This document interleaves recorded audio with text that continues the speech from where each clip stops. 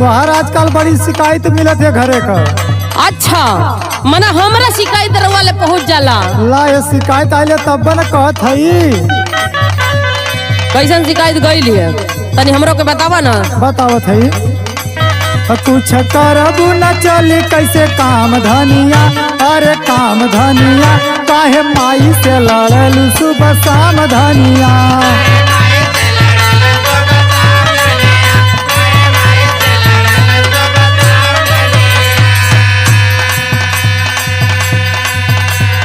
मना माई का तकलीफ रउआ दिखा दिया, मेहर का तकलीफ नहीं दिखा दिया। तनी बात सुना हमार। तोहर माई हमार जिंदगी नरक न कैले बाड़ी, जियल हराम कैले बाड़ी। तनी बात सुनो। तोहरे माई के हम कुछ कहत तो अच्छा लगी तो के। अच्छा रवा हमरे माई ले पहुंच गला। तनी सुना अपनी माई का कारनामा। सुनावा। ताना मारे झूठे लड़े सुबह शाम राजा जी, सुबह शाम राजा जी। तोहर माई कैली जियल हराम राजा जी। यो बात है का हो। रवा नहीं कुछ बुझाला तनी अखबारे पिछवारे पूछला ना। अच्छा ये बात का हम पता करो कि तुहार गलती है कि उनकर गलती है। जाके जहिंद से पूछला, बगलिया में वही जन जितेंद्र जानू रहलो उन्हों से पूछला। हाई मास्टर रमन लोल की है तनी उन्हों से पूछली हो। ठीक है हम तो पता कही लगी तुहार गलती है कि उनकर गलती बा। काम के बेरी तोहरा दर्द होता पेट में।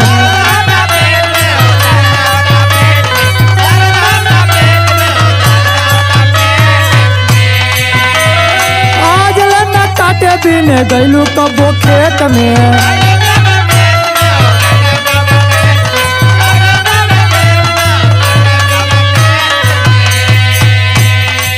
यह बालचंद भैया बताओ रहा कि तोहर मेहरारू काटे बिना ना जाले। सुना लागे तोहर के बड़ा जोर घाम धनिया। अरे घाम धनिया काहे माई से लड़लू सुबह शाम धनिया।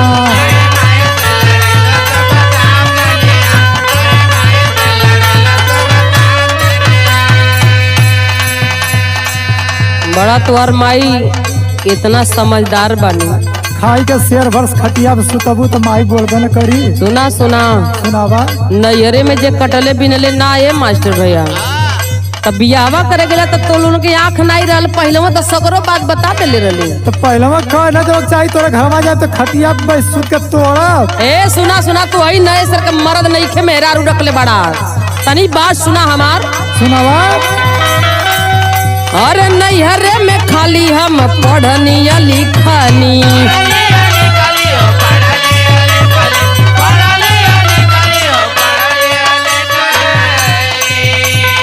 इह कुल काम करे कुछ न सीखली। अच्छा। हाँ तब का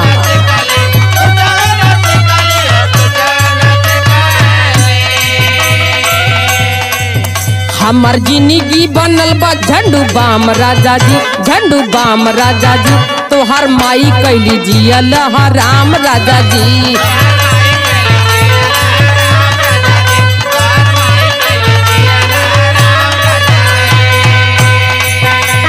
अच्छा तू नहर पढ़लू लिखलू तो कौन तू जज कलेक्टर हो गईलू तो करही के पड़ी ना कुछ भइलू तो। सुना। बतावा। बिजी रहलू सारा दिन फेसबुक पे। नौकर बानी का तोहर हम।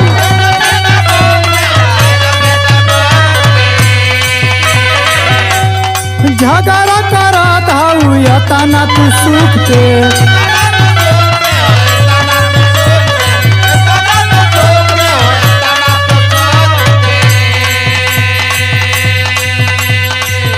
खालू किसमिस काजू ये बादाम धनिया, ये बादाम धनिया। काहे माई से लड़लू सुबह शाम धनिया।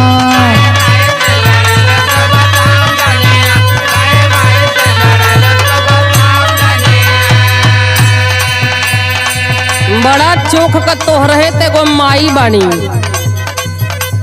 हमार माई बिना हमरा के इतना बड़ा कैले इनके लगे भेज देलस। तनी बात सुना गबर गबर बतियावा तला माई को सुन के तोहर माई तोहर कान भरले त तनी मेहररुओ का बात सुनो। माई सबके बड़ा प्यारा है। हाँ तो जाना माई के लेके रहा कहला हम कुनी तरह है कि ना चाहिए। ए करियो बात सुन हमार।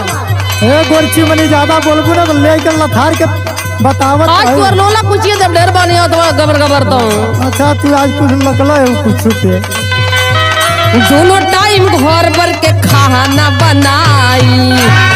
खाना ना बनेगी तो का करबू। आरवा मेहरारू में नौकर रखले बानी।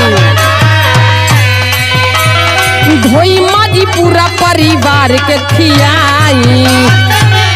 तोरे छोट पटुआ ना बाड़ू के खियाई भी ना तो का करबू।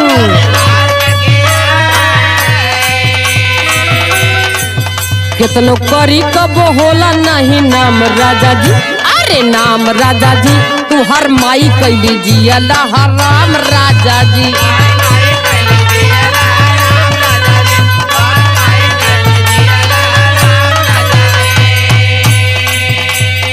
सुना ये धनिया सुना माई से लड़ा जानी हवा पुरनिया।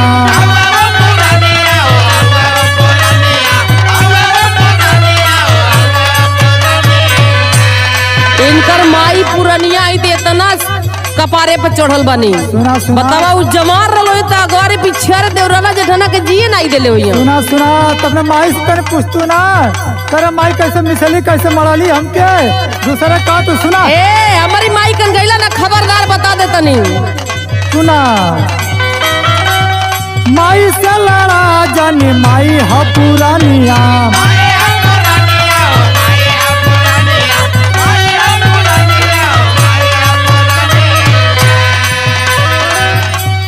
रहन सुधारा बंद कइला जबनिया। यही तरह बोलब जेकरा राहत बना रहो ना जाओ यहाँ से। अरे के ना जाए कोई तो ही के लेके जाए कोई तेरा डंडा लेके।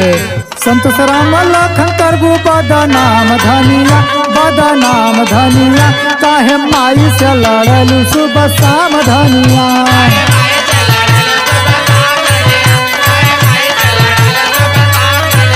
तोहर माई कैली जिया हराम राजा जी। काहे माई से लड़लू सुबह शाम धनिया। तोहर माई कैली जिया हराम राजा जी। काहे माई से लड़लू सुबह शाम धनिया। तोहर माई कैली जिया हराम राजा जी हो। जेके मिलत वरिया मही में हर मिला।